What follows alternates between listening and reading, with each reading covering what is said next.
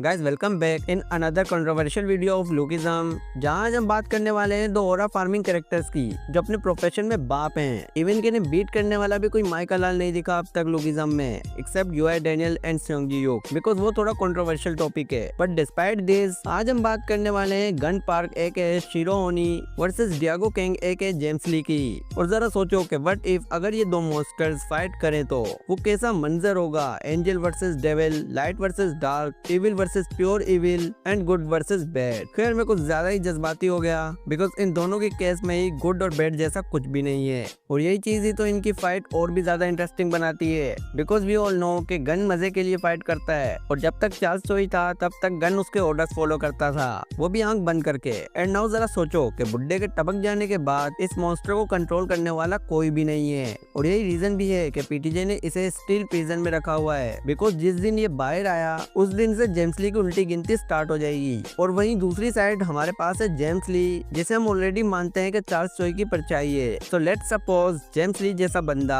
जो अपने प्लान्स पर इतना रिलाई करता है कि साले के बैकअप का भी बैकअप प्लान होता है। एंड अब अगर गन बाहर आया तो आई डोंट थिंक सो कि ज्यादा देर तक पीटीजे इन दोनों मॉन्स्टर्स को भिड़ने से रोक सकेगा बिकॉज ऑब्वियसली जेम्स ली के अपने वर्ड्स थे ये कि आज नहीं तो कल उसका सामना जरूर होगा गन से बैटलफील्ड में। और ये बात 100% करेक्ट थी उसकी बिकॉज गन के पॉइंट ऑफ व्यू से देखें तो ऑब्वियसली चार्ल्स चोई को गिराने में जेम्स ली का एक बड़ा हाथ था और जेम्स ली वो लास्ट पर्सन था जिसने गन से रेड पेपर लिया था। तो इतना तो क्लियर है कि गन के दुश्मनों की गिनती में अब जेम्स ली भी आ चुका है। और मेरे स्टार्टिंग के इंट्रो को ज्यादा सीरियस मत लेना, जहाँ मैं बोल रहा था कि light versus dark and devil versus angel, because James Lee भले ही शक्ल से एंजल दिखता हो बट ऐसे लोग सबसे ज्यादा खतरनाक होते हैं और इनकी पर्सनैलिटी भी प्योर इविल होती है। और दूसरी तरफ गन है जो दिल का साफ है और डायरेक्ट मुंह पर है, उसे कोई पसंद आए या ना आए वो डायरेक्ट मुंह पर बोलने वालों में से है। और उसकी आदत नहीं जेम्स ली की तरह प्लानिंग करने की बिकॉज गन के पॉइंट ऑफ व्यू से ये चीज कायर करते हैं। एंड यहाँ बात आती है कि आखिर जीतेगा कौन अगर ये दोनों भिड़े तो।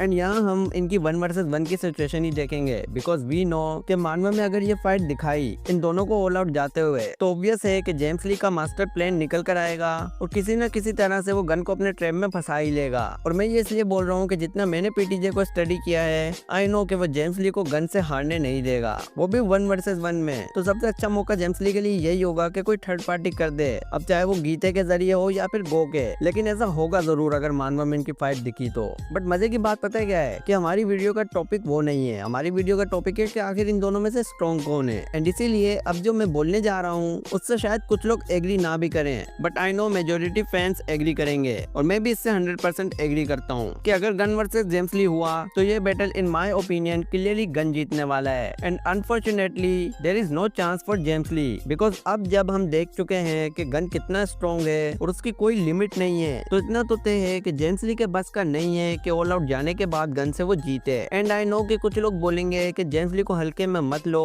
बट ऐसा नहीं है, मैं जेम्स ली को हल्के में नहीं ले रहा बिकॉज मैं जानता हूँ कि फर्स्ट जनरेशन के टाइम जेम्स ली ने सबके घोड़े खोल दिए थे और कुत्ता बनाकर मारा था सभी किंग्स को। एंड इवन प्री जनरेशन के लेजेंड गैब्रियल किम को मारने में भी उसी का हाथ था बट ऐसा नहीं है कि वो इनविंसिबल है, हमें उसकी वीकनेस भी दिखी है जब वो सेयोंगी युग से फर्स्ट टाइम मिला था और उस टाइम वो पिटा भी था, जिसका मतलब अगर स्ट्रॉन्गेस्ट ओपोनेंट आए जेम्स ली के सामने तो जेम्स ली भी उसके सामने फीका पड़ जाएगा। एंड गन से बेटर ओपोनेंट तो और कोई हो ही नहीं सकता बिकॉज गन को सेंसेस में बीट करना तो बहुत डिफिकल्ट है, वो भी एक ऑल आउट वॉर में। एंड लेट सपोज मरते मराते जेम्स ली ने उसे बीट कर भी दिया तो फिर क्या होगा अगर वो अपनी ट्रू अल्ट्रा इंस्टिंक्ट में चला गया तो, क्योंकि उसके बाद तो सिर्फ जेम्स ली की चीखें ही सुनाई देंगी कैमरा के पीछे से। एंड अगर कैमरा ना भी हुआ तो पैनल से चीखें निकलती हुई आएंगी जेम्स ली की, क्योंकि गन की अल्ट्रा इंस्टिंक्ट डेनियल जैसी नहीं है जो ओपोनेंट की स्ट्रेंथ को मेजर करके खुद को यूटिलाइज करे, बल्कि उसका ऑपोजिट है, गन जाता है अपने फुल पोटेंशियल पर और ब्लैक बोन भी आ जाती है उसकी और फिर जेम्स ली का 100% गेम ओवर समझो। एंड यही रीजन है कि मैं मानता हूँ कि अगर इनका बैटल हुआ तो गन ही जीतेगा। एंड बिलीव मी गाइस, अभी करंट आर्क को देखकर मैं आपको क्लियरली बता सकता हूँ कि जिनरिंग नहीं मरने वाला